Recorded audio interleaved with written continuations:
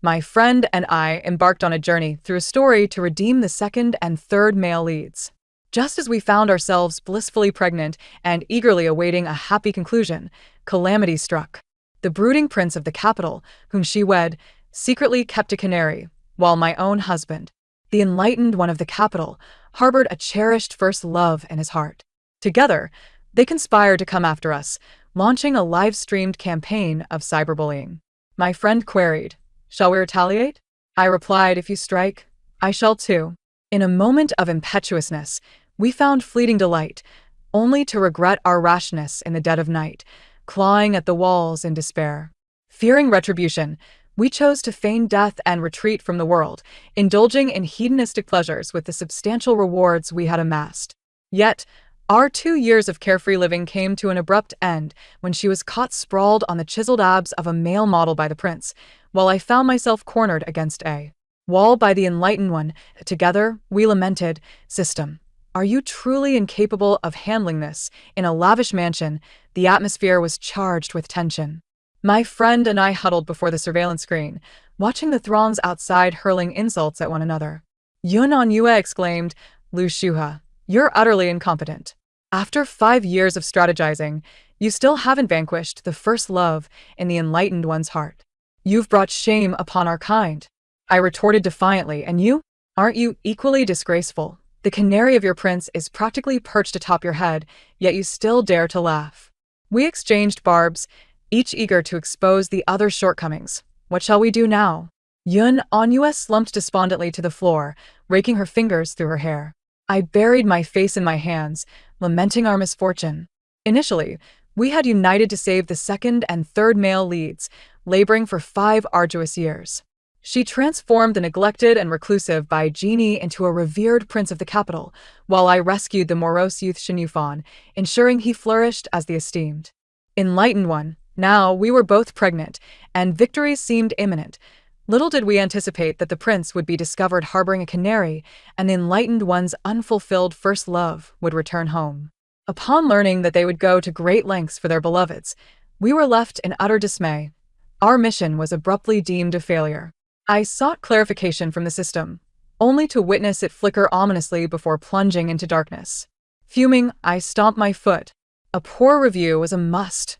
At that moment, the door's numerical lock clicked open, and led by the first love and the canary, a crowd surged in, encircling us. The livestream's camera zoomed in on our bewildered faces. The canary, with tears in her eyes, implored, "Sister, my journey with Brother Genie has not been easy. Please, do not tear us apart." Meanwhile, the first love unleashed a torrent of vitriol. "If you crave affection, then perish. Do not cling to my man like a leech, you wretched thing." My friend and I exchanged glances. Though we had kept a low profile, surely we were not so obscure as to go unrecognized?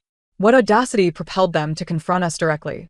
"This is my wedding photo." With Shin Yufan, I began to retrieve my phone, only for the first love to swat it from my grasp. "Using your decayed flesh to ensnare my boyfriend, and now you dare to edit pictures. What shamelessness!" I staggered back from her shove, collapsing onto the floor. Yun On attempted to assist me, but the canary clung to her, rendering her immobile. The live stream was awash with vile insults. Ugh, what a disgraceful creature. Shameless, ruining others' families, truly a reflection of your wretched upbringing.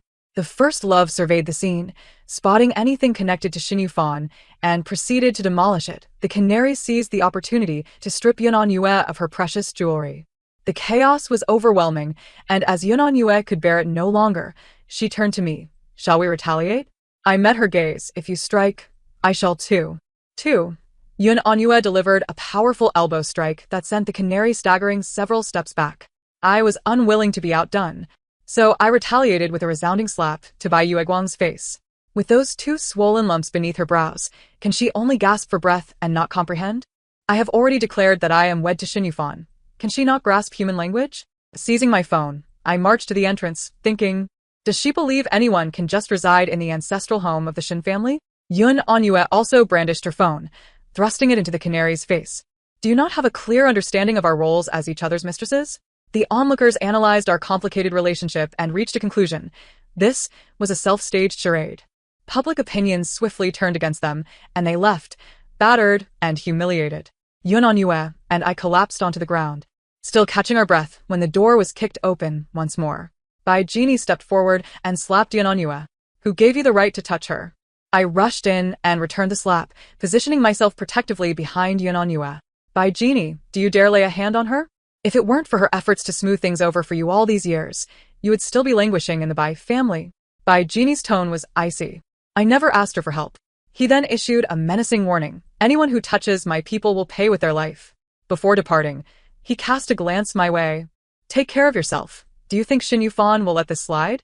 A shiver ran through me. Xin Yufan, who seemed harmless with his ever-present prayer beads, was actually far more ruthless than anyone else. Last time, he merely heard someone speak ill of Bai Yueguang and shattered their leg. This time, after I struck her, I would surely face dire consequences. Yun On Yue gazed at the pregnancy test, a bitter smile gracing her lips. She had originally intended to surprise him. I caressed my belly, my eyes stinging with unshed tears. Both of us were orphans, and while reading, I felt our experiences mirrored one another's. Thus, when Yun On Yue recklessly approached Bai Jini to save him, I was not surprised. For I too wished to protect that once weak boy who had been kidnapped and violated. With all my strength, we were both healing through the acts of redemption and being redeemed. Yet, the falsehood remained a falsehood. Yun On Yue wiped her face, declaring, I'm done playing this game. Do I want to die? I resolved, if you die, I shall die too. What about the child? I inquired. If I no longer want my father, why concern myself with the child? She waved her hand dismissively. We quickly reached a consensus to seek a way out of the system. However, while we were at the hospital discussing our affairs, we encountered Bai Jini. Bai Jini, supporting the canary, immediately began to interrogate. Have you been following me? 3. Could it be that you knew my baby was ill and wished to feign an ailment to win me back? The canary, with a charming facade, hid behind Bai Jini, explaining, it was Jini who was too forceful yesterday. I simply couldn't endure the pain and had to come to the hospital. Sister, don't mimic her. Yun On Yue, unwilling to engage with him, rolled her eyes and attempted to bypass him, only to be yanked back. Apologize to her. On what grounds? Yun On Yue's voice was sharp, akin to a hissing cat. Understand this. She initiated the violence. Yun On Yue continued to reason with him. Bai Jini, imposing and arrogant, retorted. You have already enjoyed the title of the Bai family's young mistress. What harm is there in letting her strike you a few times? No sooner had he spoken than I witnessed Yun On Yue's face flush with anger. In the blink of an eye, she slapped the canary and delivered a kick to Bai Jini. You're blind to the truth. How dare you two act like beasts? Bai Jini stood in the middle, shielding the canary and forcefully shoved Yun On Yue. Unceremoniously, she tumbled down the steps. Blood streamed down her dress as I rushed forward, shouting for a doctor. Doctor. Doctor. Help. She miscarried. She was pregnant? Bai Jini inquired. The canary hastily covered up impossible. My sister hit me so hard. This must be an act. Let us leave. She is in so much pain. She pulled Bai Jini away, and I hurried toward the emergency room. The doctor informed me that the child could not be saved. The multi-organ failure caused by cancer could only be managed with medication, a torturous existence. This was the system's prescribed method of death. I felt a slight relief, thinking the system had a pain-blocking feature. But then I turned to see her curled up, drenched in sweat, biting her lip. System, what is happening? I cried in panic. The system responded, crackling and barely functional. Host, she has transferred all her pain tolerance to you. Thus, she now suffers as a true cancer patient would. My eyes grew misty. Yun On Yue, you wouldn't be harboring ill intentions towards me, would you? Yun On Yue raised her hand to touch my hair. If I die, who will protect you from their bullying? It's better to leave you with more. I was overwhelmed with emotion, tears brimming, but the next moment she added, I'm not at a loss. You've transferred your reward quota to me. I'll enjoy it first. Fine. You have a conscience, but it's not much. I sought out the doctor, intent on alleviating her suffering. However, the authoritative expert had been called away by Bai Jini for an appointment. I called him. Bai Jini, bring the doctor back. On Yue has cancer. She is in agony. He mocked. Yun On Yue has always been in good health. She was still lively after enduring several cuts for me. And now she is dying after a few days apart? Who are you trying to fool? 4. Bai Jini grew impatient. My baby's stomachache is no trivial matter. She cannot be given to you. If Yun On Yue is to die, then let her die.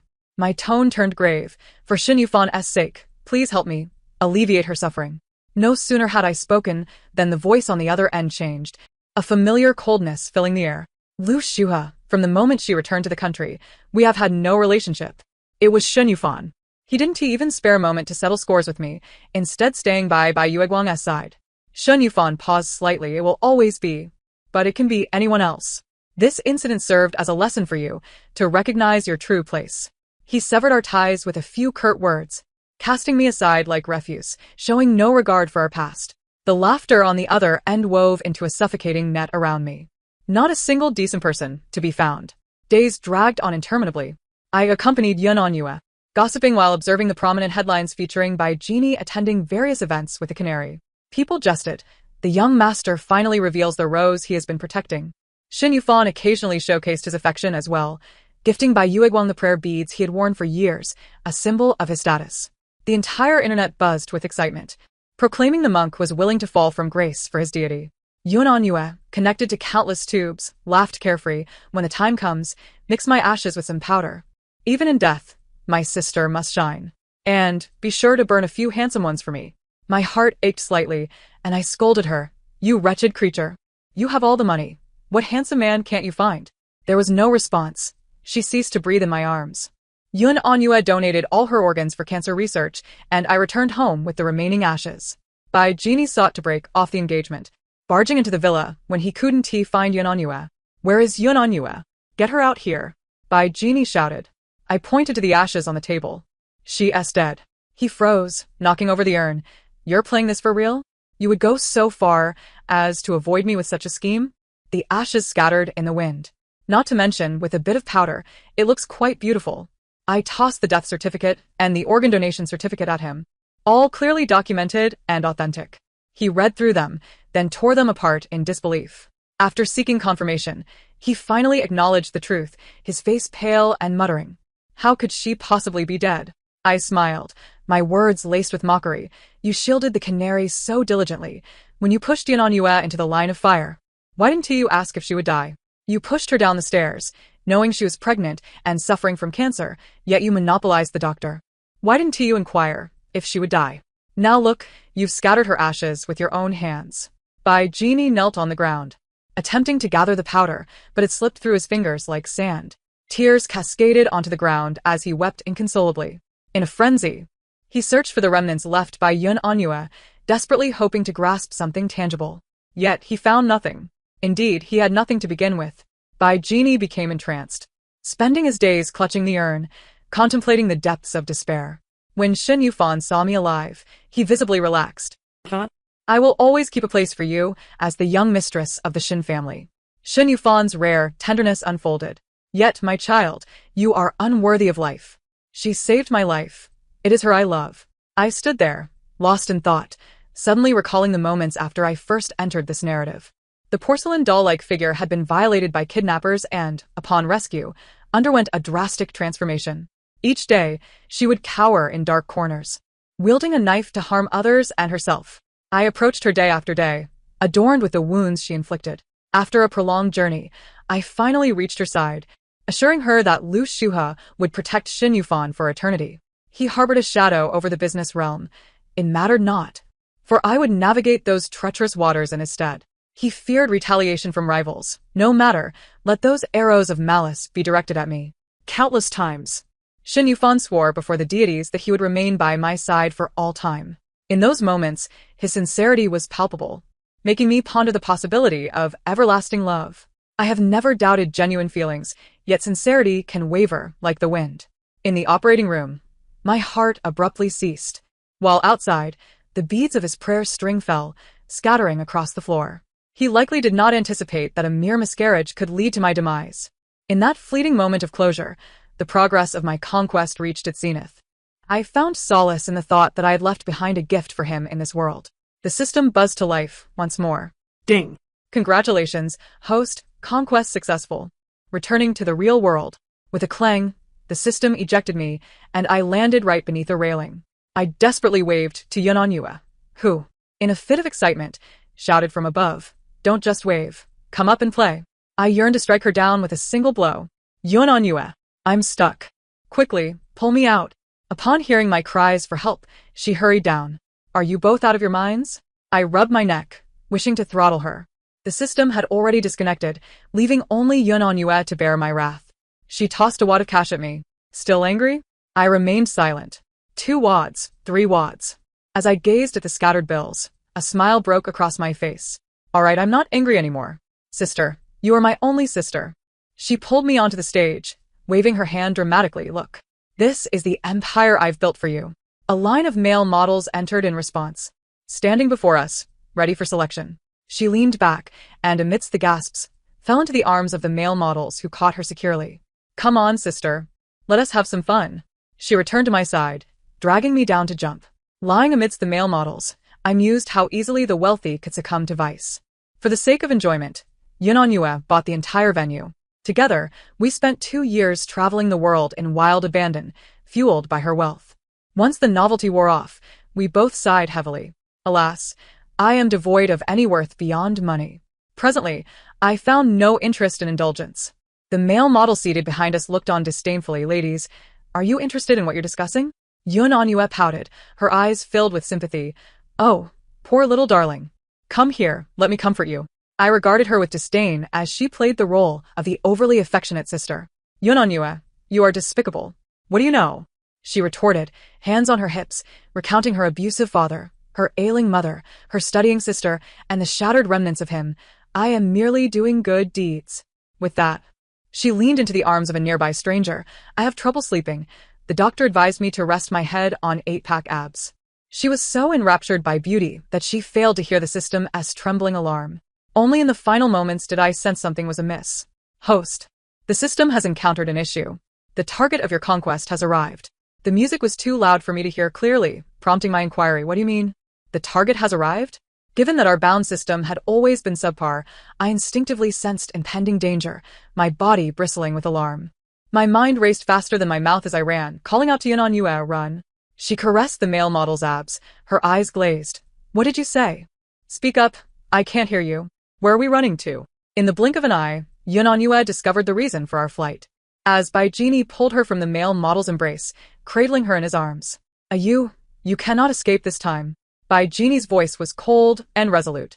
I watched helplessly from the crowd as Yunanyue struggled in vain, making the decisive choice to flee. Better her than me. One of us must survive. I shouted to her, not caring if she heard, before turning to escape. I leaned against a wall, patting my chest in relief, thankful for my quick reflexes. Just as I believed I had evaded capture, a shadow loomed before me.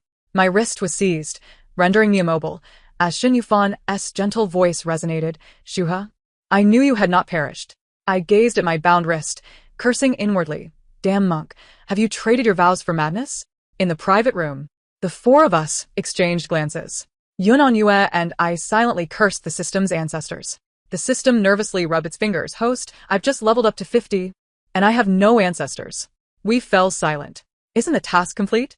How can characters from the book manifest in the real world? I demanded fiercely. The system appeared perplexed. Once you 2 departed from the world, everything became chaotic. Their belief values were too high. It caused my system to collapse.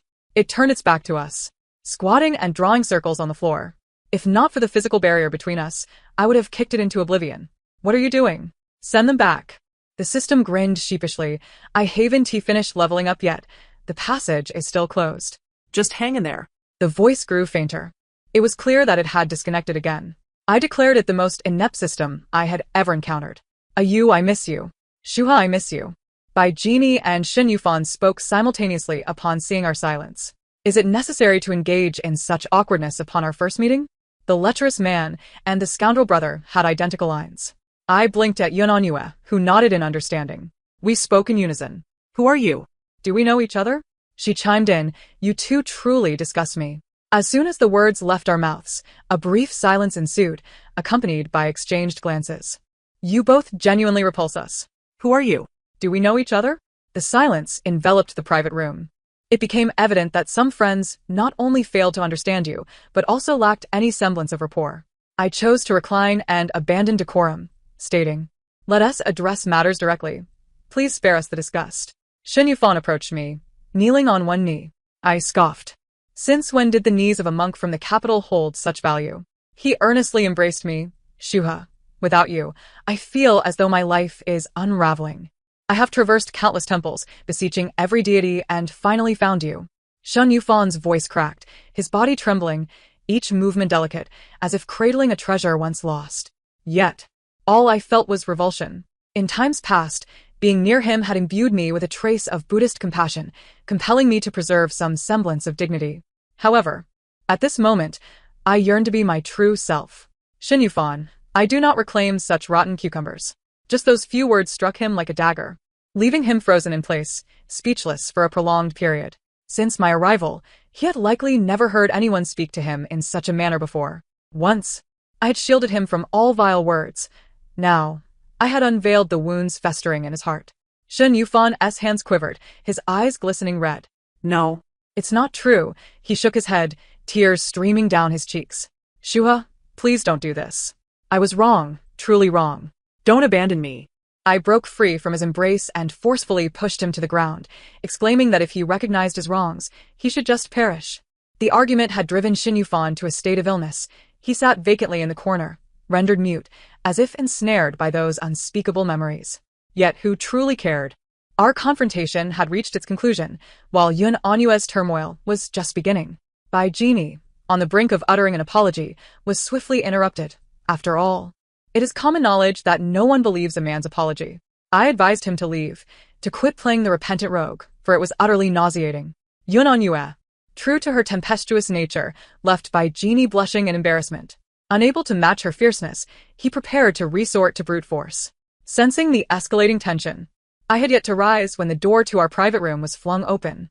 A male model from the establishment barged in, shielding us behind him. Jia, are you both all right? Yun Anyue, tears brimming in her eyes, was deeply moved, declaring that they should all receive a raise. Bai Genie, the young master, was incensed, his anger boiling over as he shouted, "Who the hell are you all? How dare you meddle in the affairs of the Bai family? Do you wish to meet your demise?" He still fancied himself the exalted prince of the capital S elite. I cared not for his family's reputation. Anyone who dared to harm our boss would face our wrath. A fresh round of insults ensued as they safeguarded us, preparing to exit the room. Bai Genie charged forward, fist raised, and without a moment's hesitation, the brawl erupted. The scene appeared chaotic, yet it was merely our unilateral assault on him. Bloodied and battered, Bai Genie glanced up at Yun Anyue. It hurts so much. She cast a sidelong glance at him. Good, it should hurt. If you dare lay a finger on me again, I will take your life. Then, surrounded by the young men, they departed, not forgetting to check on them along the way. Oh, my dear, where are you hurt? Does it hurt? Abandoned on the ground, Bai Genie lay ignored, resembling a forsaken stray dog. I had thought they would relent, yet to my surprise, they were resolute in their pursuit, clashing with us. Bai Genie took to lingering in the bar, clinging to Yun Anyue day in and day out, toiling tirelessly, solely hoping for a glance from her. She, however, acted as though he were invisible, courting various male models each day. Just as he became excessively clingy, she slapped him across the face. The situation escalated further when trouble arrived at the bar. Is it your establishment that lacks shame, constantly hiring pretty boys to seduce my wife? Smash it! A group of burly men stormed in, clearly looking for trouble. Yun Anyue sprang to her feet beside me, rushing to defuse the situation. Oh dear. Let us talk this out. We're just a small business. I attempted to intervene, but Shun Yufan restrained me. Don't go. It's dangerous. Get lost. I retorted, shaking him off and positioning myself beside Yun Anyue. Several employees had already sustained injuries. In this line of work, disfiguring someone is tantamount to destroying their means of livelihood. This deeply pained Yun Anyue, who called for the bodyguards, intent on retaliating. Before we could act, Bai Genie rushed out first, seizing a bottle and smashing it over one of the men's heads. Blood poured from the wound as they sought to exploit the situation, adamant about pressing charges. If you don't pay us, we'll call the cops and ensure you rot in jail. Yun Anyue had no intention of financially supporting Bai Genie. Let them report it. Anyone who doesn't, he is a coward. The police took Bai Genie away in handcuffs, and he stared in disbelief. I did all this for you, he exclaimed. How could you be so heartless as to let me go to jail? Yun Anyue, entwined with the male model, responded with disdain. Did I ever ask for your help? Mind your own business. He was dragged away, howling in protest. After half a month in detention, he emerged, seeking an explanation from Yun Anyue. I've been a target for so long, serving as a shield for you and your little canary, Shirley. It isn't too much to ask for a return on my investment? Bai Genie fell silent. Yun Anyue, seizing the opportunity, elevated him to the status of the bar's star attraction. Every eye-catching event featured him, showering him with accolades while bestowing upon him only fame, devoid of tangible benefits. She exploited him relentlessly, having him tirelessly court wealthy women for sponsorships, reaping substantial profits and inciting envy among countless others, transforming him into the bar's golden goose. Aren't you going to think of a way out? I inquired, observing Bai Genie being beaten at the back door. Yun Anyue stretched lazily, uninterested in devising a plan. If he doesn't want to return, let him stay. What's wrong with having an extra pair of hands for free? Besides, with the current competitive pressures, my precious ones could find themselves targeted at any moment. It's beneficial to keep him around to divert attention. Bai Genie lay motionless on the ground, every word of Yun Anyue sinking into his ears. Tears glimmered in the corners of his eyes. Witnessing him in such a bloodied state reminded me of the days when Yun Anyue was hunted. Once an unremarkable illegitimate child of the Bai family, he had begun to shine, capturing the attention of many, even rumors circulating about him being the rightful heir. The Bai family's legitimate heirs and rivals, unable to locate Bai Genie, resorted to capturing Yun Anyue, believing they could leverage her to coerce the young prince into submission. Yet little did they know, the prince was entangled with the one he truly cherished. Yun Anyue had been stabbed multiple times, nearly losing her life on that fateful rainy day. She harbored a vengeful spirit. Unable to forget past grievances and unwilling to reconcile, she sought to reclaim all the injustices she had endured. I stepped backward, the person trailing closely behind me. Shen Yufan's gaze was firmly locked on me. Shu-he, look, I'm not sure if they're suitable. He held two crumpled infant garments, one pink, the other blue. Unlike Bai Genie, Shen Yufan despised contact with others. These were the fruits of 3 days of labor for him. Gone was his previous air of superiority, replaced by an anxious eagerness to please me. I took the garments from him, examined them, and then tossed them into the trash can amidst his delighted gaze.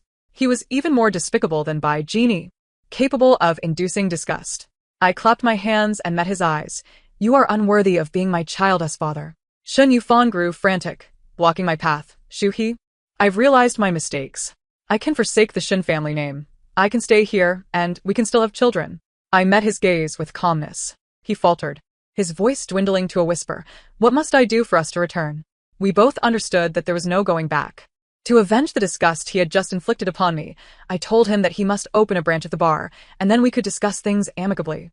As a result, he threw himself into the task with reckless abandon. The branch opened in a location rife with chaos.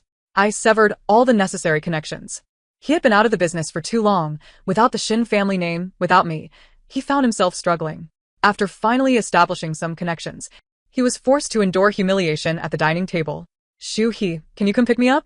Late at night, I received Shen Yufan's desperate call. I remained silent and hung up. The phone rang incessantly. Unable to tolerate it any longer, I answered with a barrage of curses. Shen Yufan, can you just leave? A derisive laugh came from the other end. So, you're the little lover of President Liu? I recognized the voice as a frequent patron of the bar. The illegitimate daughter of a listed company's president, with quite a few peculiar indulgences. She had injured someone, and Yun Anyue had scolded her in private countless times. He has nothing to do with me, I replied patiently. On the other end, Shen Yufan's intermittent sobs echoed, as if he were trapped and unable to escape. She asked from your bar, if you spend one night with me, I'll withdraw from the competition for the store in the east. The woman's tone carried a long-lost delight. Shu-he, please don't. You know what I fear the most. I beg you. Shen Yufan's voice cracked with fear, pleading for my help. Yet this time, I refused without a moment's thought. As long as he doesn't die, the rest is up to you, I said coldly, ending the call. Time, imperceptibly, mends all courses that have strayed from their paths. Some predetermined fates are destined to meet their conclusion. The next day, I opened the door to find Shen Yufan, dazed and crouched at my doorstep. His complexion was ashen, with flecks of blood scattered across his attire. Upon noticing my presence, he hurriedly tugged at his sleeve, yet I caught a glimpse of the whip marks on his neck through the neckline's gap. It seemed that his escapades the previous night had been rather eventful. Why, instead of seeking out a wealthy mistress, was he squatting at my door? I crossed my arms and raised my gaze to him.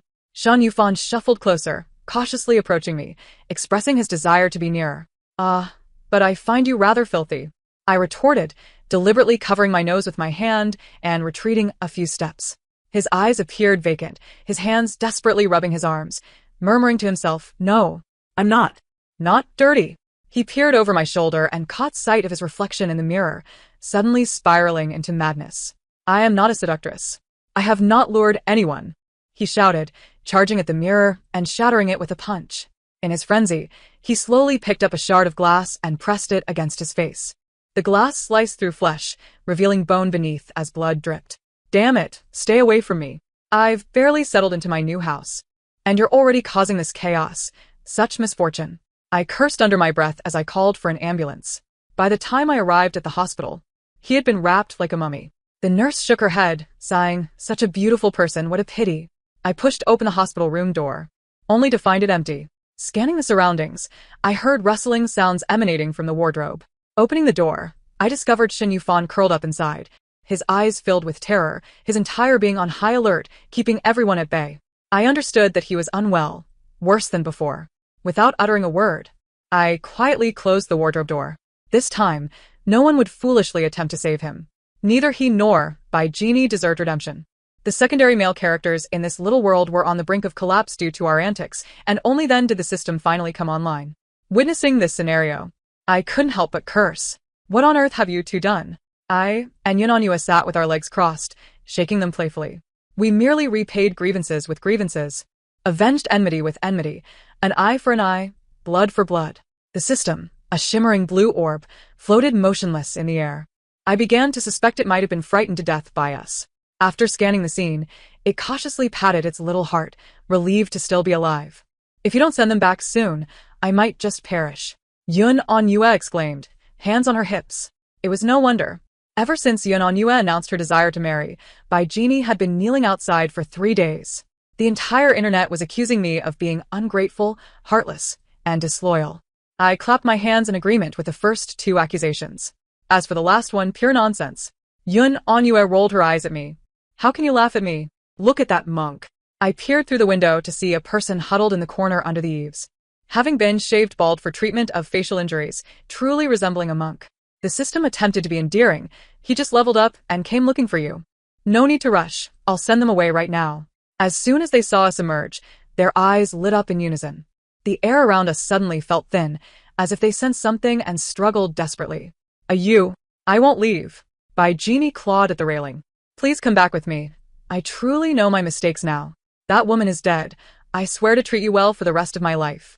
No matter how Bai Genie pleaded, Yunanyua remained silent, while Shan Yufan's reaction was less intense. He merely stared at me, his eyes rimmed with red. "Please don't abandon me. I'm scared. You are all I have." Tears streamed down his face, soaking the gauze, glistening with crimson. Under his pleading gaze, I smiled brightly, unhesitatingly pressing the send back button. The light curtain vanished, and the world fell silent. Task completed. The system felt invigorated. "Dear, remember to give a 5-star rating." Yunanyua threw off her shoes in frustration. "You weren't there when you should have been, causing so much trouble. And you still have the audacity to ask for a 5-star rating. I'm going to file a complaint." The system panicked at her words. "A good review is fine. But you must offer some incentive." I thought quickly, preparing to cash in. Before I could speak, the system rushed on. "How about a time travel experience? Visit another world and try it out." It opened a panel for us to choose from, offering a plethora of genres, from heart-wrenching tales to apocalyptic sagas and ancient narratives. In the end, we both unanimously decided on a redemption narrative. We weren't lecherous. We simply loved to learn. A flash of white light enveloped us. And as we stabilized, we heard sounds from the bathroom, accompanied by muffled sobs. I tiptoed closer, literally passing through the glass. Upon seeing the person inside, I cursed loudly. "System, you dimwit. Why have you brought me into another redemption story?" Thank goodness, it's the same one. Indeed, there was Shan Yufan, the source of my distress. Observing the dilapidated little room, cluttered and chaotic, I noted Bai Genie sprawled on the bed, foul odors permeating the air. Yunanyua questioned in confusion. "Aren't they the secondary males? How did they end up in such dire straits?" I touched my nose, remembering that I had leaked some dirt on them before my demise. "Well done, sister. Why didn't I think of taking them down before I died?" Yun Anyue lamented, scratching her head in regret. Everything unfolded just as I anticipated. The information I released before departing the world had severely weakened them. Countless sought their demise, and they were bound to seize the opportunity to end them. Given that they were never the protagonists of this world, it was only natural for their fortunes to falter. The door swung open, and Shin Yufan's white moonlight entered. "Get rid of all this," he commanded. Shin Yufan, damp and cold in the corner, asked indifferently, "Are you leaving too?" The white moonlight burst into laughter. "Shin Yufan, you're nothing but a pile of dog waste now. And you still think to curry favor with me? Look at yourself." I nodded in agreement, finding her words sincere. "If it weren't for your family's wealth back then, would I have needed to act and deceive you?" Shin Yufan finally stirred. "What do you mean?" "What I mean is, it wasn't I who saved your life back then. When I saw you tied up in that warehouse, I merely glanced. Who knew you would pursue me relentlessly?" Shin Yufan interrupted. "If it wasn't you, then who was it?" "How would I know? It was dark. And you had scars on your waist." I didn't dare to look. Before I could finish, an enraged Shin Yufan clutched my throat. "If it wasn't you, then why did you claim it was? Why? You are the one who insists on believing it is me." His voice gradually weakened, collapsing to the ground, unaware of her fate. Shin Yufan knelt, sobbing uncontrollably. "Shuha, it was you all along." "Haha, Shuha, how could it be you?" He laughed maniacally. I habitually touched my lower back, which had long since returned to its pristine state. In novels, the protagonist's white moonlight often misidentifies the savior. What truly makes a man regret more than a white moonlight is a deceased white moonlight. How utterly kitsch.